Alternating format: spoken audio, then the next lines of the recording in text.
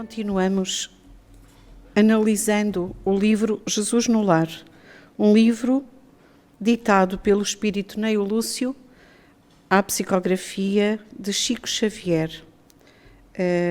Este livro em que nós vamos encontrar passagens da vida de Jesus que não estão nos habituais livros, no Evangelho, onde nos habituamos a ir buscar dados sobre os ensinamentos e sobre a vida do Mestre Jesus.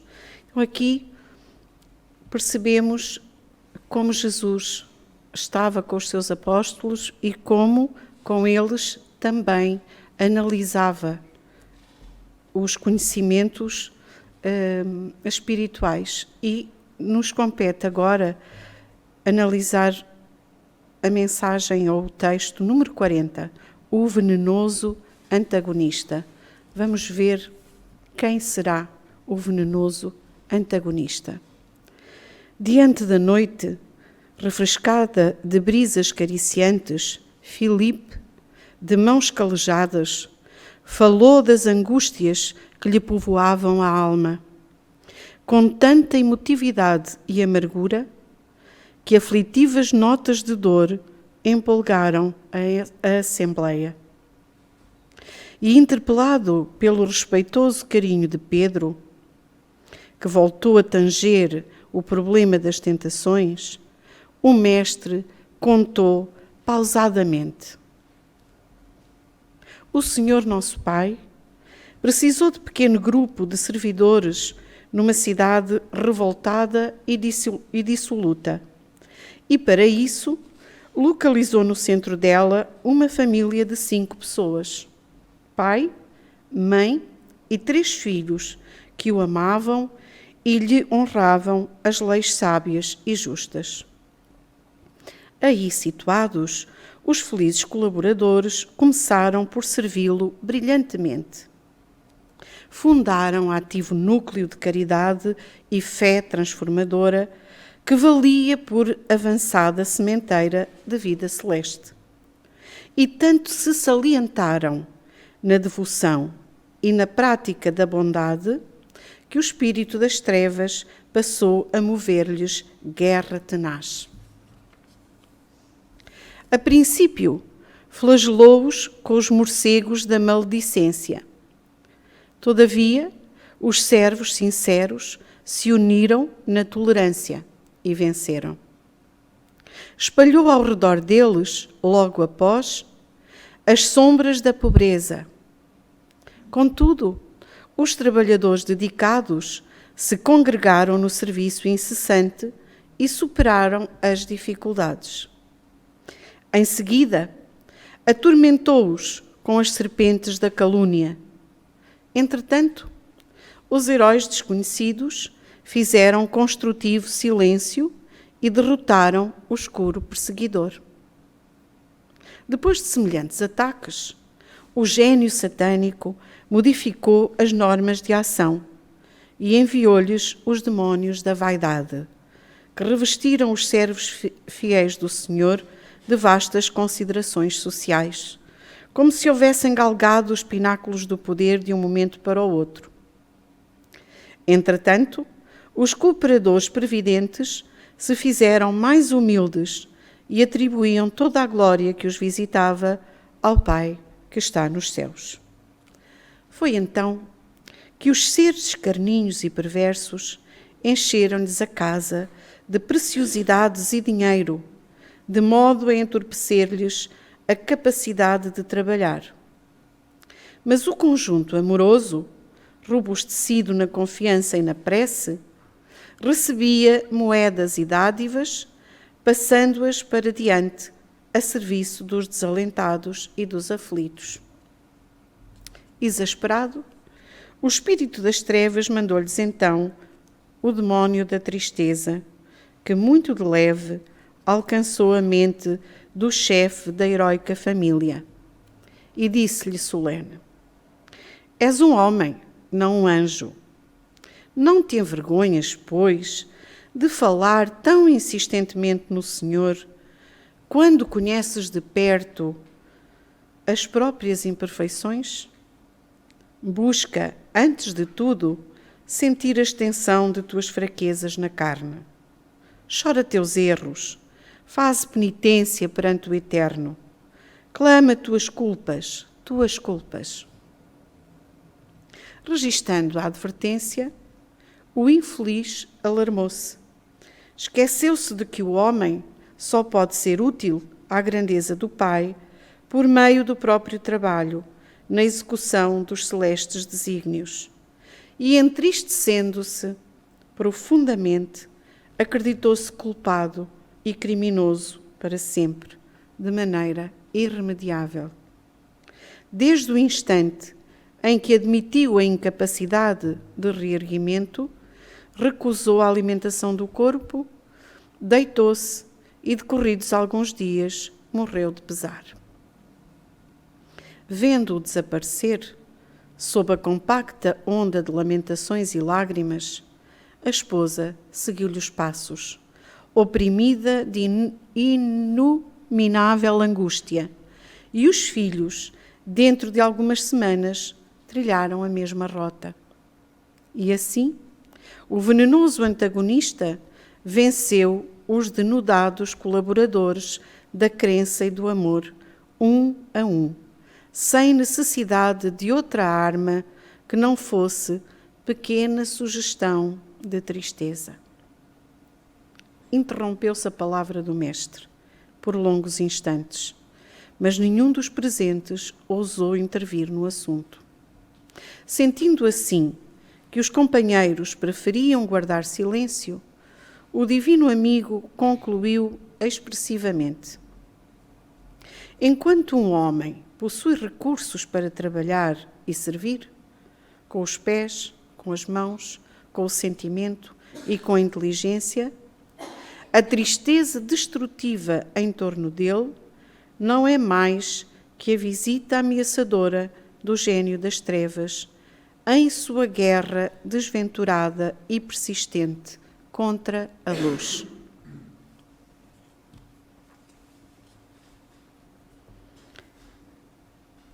Então, nós vemos-nos aqui um irmão nosso,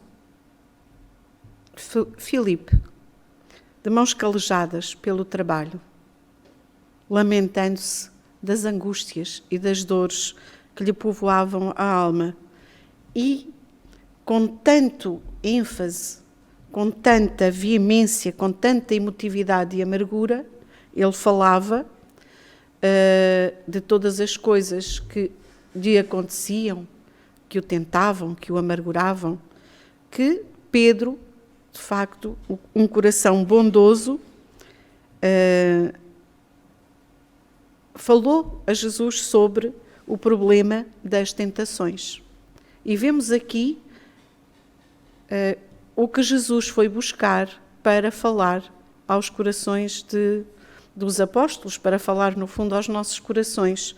Todos nós, de facto, estamos vivendo no mundo e estamos sujeitos ainda ao nosso atraso, às nossas imperfeições e, por isso, às tentações, porque quem nos rodeia é, com certeza, semelhante a nós.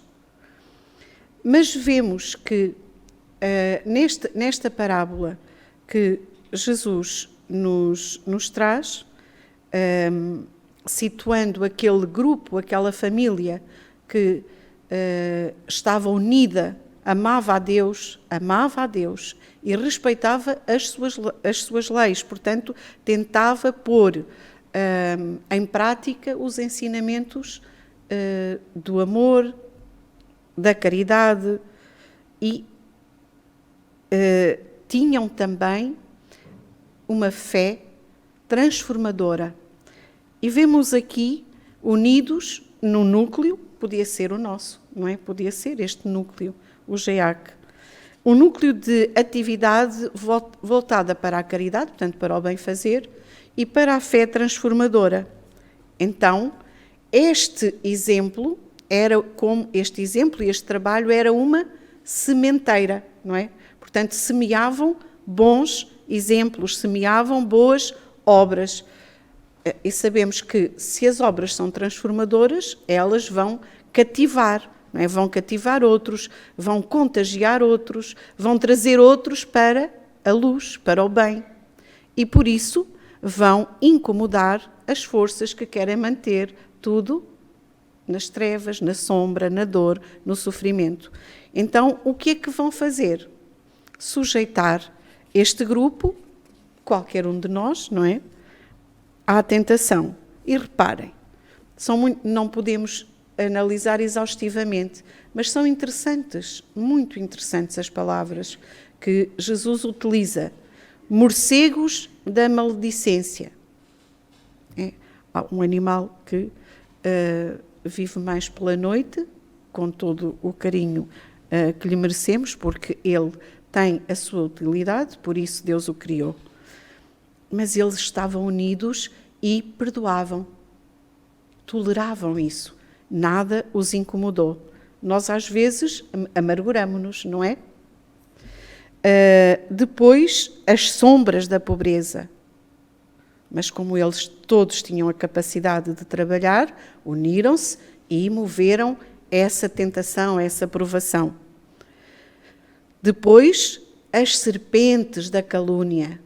Outro exemplo forte, porque, de facto, a calúnia anda devagar, não é? Mas ainda anda devagar e, assim, sorrateira. Eles mantiveram-se no silêncio, não repostaram ao mal com o mal, que é uma coisa que nós ainda fazemos muito. Depois de semelhantes ataques, não resultavam a vaidade. De repente, eles começaram a ser enaltecidos por aquilo que faziam, por aquilo que conseguiam. Portanto, ali era uma outra arma, não é? Mas eles tinham a noção de que eles, por eles, pouco faziam. Um pouco como nós devemos ter, porque em tudo nós dependemos do Pai. E eles sabiam que tudo o que faziam era também animados por essa fé, por essa força, por essa energia que vem de Deus. Nós temos que ter também esta noção. Temos de nós, sim, mas tudo o que temos nós nos vem diretamente do alto. Foi então que os seres carninhos e perversos os tentaram com a riqueza, que é também uma provação, uma tentação muito grande, porque nós, por norma, com a riqueza, também nos desvairamos, não é assim? Perdemos logo o fio da nossa meada. Eles aqui conseguiram resistir também à riqueza, que nós sabemos que é uma das provas mais difíceis de serem vencidas, não é assim? Porque, por norma, nós pensamos que o dinheiro ele está para o nosso conforto, para o nosso bem-estar, para o nosso prazer, e ele está, todos nos lembramos da riqueza e dos talentos, eles estão para ser multiplicados. Portanto, a riqueza está para fomentar o progresso, para fomentar a educação, a saúde, tudo, toda a ciência, a tecnologia. Então, quando eles tiveram mais riqueza, eles aproveitaram-na para fazer melhor, para ajudar mais aqueles que precisavam. E então, nada os vencia. Mandou-lhes então a tristeza. A tristeza. Esta ideia, não ter vergonhas de falar de Deus, de, em nome dele, dizeres que trabalhas e tu és tão imperfeito? E aquele toque que tocou com certeza no amor próprio do chefe de família, que tocou na sua culpa, no seu remorso, em tudo aquilo que é mais negativo e que nós cultivamos, encontrou um lugar para ficar. A tristeza começou a miná-lo e não foi capaz mais de se movimentar e de se alegrar. Aquela ideia que nós muitas vezes temos, que não que somos bons, mas muitas vezes esse bichinho morde em nós um certo orgulho e, confrontado com aquele veneno de tristeza que não era bom, não podia falar nem agir, com certeza, em nome da bondade e do amor, molestou e atormentou este chefe de família que ficou quieto. Sendo pequeno, não podia representar ou trabalhar em nome de Deus. Será que nós todos não somos filhos de Deus, cada um na sua posição? Somos. Será que todos nós não podemos trabalhar na obra divina com a nossa capacidade? Somos. Até nós, aqui na terra, dizemos: trabalho de menino é pouco, mas quem o perde é louco. Sabendo nós que pedimos de acordo com aquilo que cada um é capaz de dar. E ai de nós se não ensinamos as nossas crianças a trabalhar e a envolver-se nas atividades de bem fazer, é ou não é? Então, esta alma esqueceu-se que só se pode ser útil à grandeza de Deus por meio do próprio trabalho. Porque, no fundo, nós aqui estamos, uns mais atentados do que outros, uns mais conhecedores do que outros, uns mais sabedores do que outros, mas cada um de nós trabalhando uns para os outros. É uma admirável lei, a lei de sociedade, não é? Nós nem damos conta. E cada um de nós, na posição que ocupa, da mais simples à mais elaborada, trabalha em prol do seu irmão e da sua comunidade. Então, Deus trabalha para os seus filhos através dos outros filhos, não é assim? Todos têm um papel, como diz tantas vezes aqui a nossa irmã Leonor. Com todos nós aprendemos, de todos precisamos e com todos aprendemos. Com uns a segui-los e com outros aquilo que não devemos fazer. Então, esta alma, com a tristeza, com o entendimento de que não merecia e não tinha como ultrapassar os seus erros, entregou-se ao desânimo. Entregou-se à tristeza que acabou por levá-lo embora. Com certeza, a lamentação, como aqui vemos, lamentações e lágrimas, que é aquilo que nós muitas vezes fazemos, queixas, lamentações e lágrimas. E foi o pai e a mãe e os filhos. Muitas vezes entra assim uma lufadazinha, mal se nota, e de repente tudo se transforma. Então, Jesus, a lembrar-nos que esta tristeza, o desânimo, nos pode, de facto, afastar da visão coerente e correta daquilo que nos é pedido. Devemos ter a noção de quem somos e aceitar-nos tal como somos, compreendendo que somos filhos de Deus. Todos nós amados, todos nós. Deus não sabe que somos pequenos ainda? Sabe. Deus nos dá aquilo que precisamos. Deus nos coloca perante aquilo que nos é necessário e preciso fazer. Trabalhando para nós e, em simultâneo, trabalhando para toda a comunidade que nos cerca. E uma pequena sugestão de tristeza, de facto, levou aquela família, pode levar um grupo, pode levar uma instituição. Então, Jesus a lembrar-nos, todos nós podemos servir. E ele fala desta maneira, não é por acaso. Pode servir enquanto tem pés, enquanto tem mãos, enquanto tem sentimentos, enquanto tem inteligência.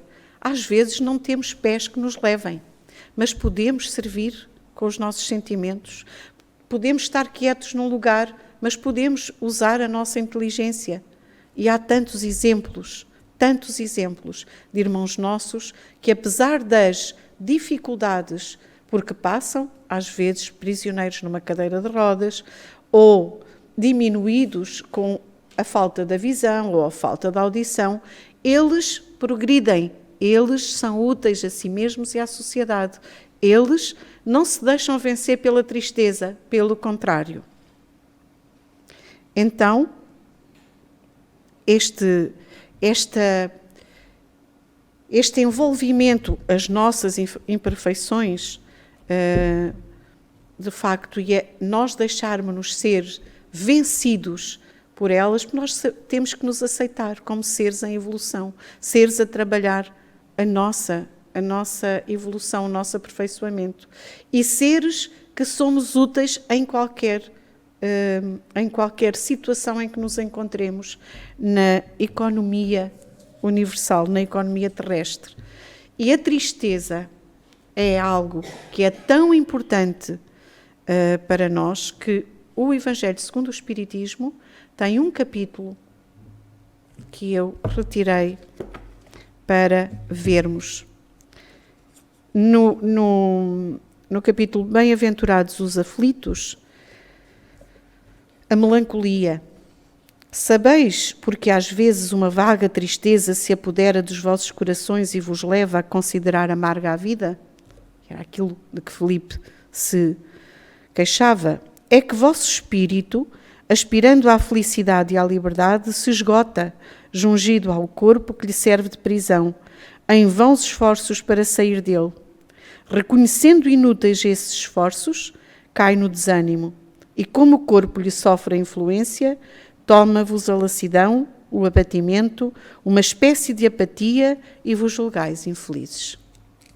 Crede-me, resisti com energia a essas impressões que vos enfraquecem a vontade. São inatas no espírito de todos os homens as aspirações por uma vida melhor, mas não as busqueis neste mundo. E agora, quando Deus vos envia os espíritos que lhe pertencem, para vos instruírem acerca da felicidade que Ele vos reserva, aguardai pacientemente o anjo da libertação, para vos ajudar a romper os liames que vos mantêm cativo o espírito. Lembrai-vos de que durante o vosso degredo na terra tendes de desempenhar uma missão de que não suspeitais, quer dedicando-vos à vossa família, quer cumprindo as diversas obrigações que Deus vos confiou. Se no curso desse degredo de provação, exonerando-vos dos vossos encargos, sobre vós desabarem os cuidados, as inquietações e tribulações, sede fortes e corajosos para os suportar. Afrontai-os resolutos, dura um pouco, e vos conduzirão à companhia dos amigos, por quem chorais, e que jubilosos por ver-vos de novo entre eles, vos estenderão os braços, a fim de guiar-vos a uma região inacessível às aflições da terra.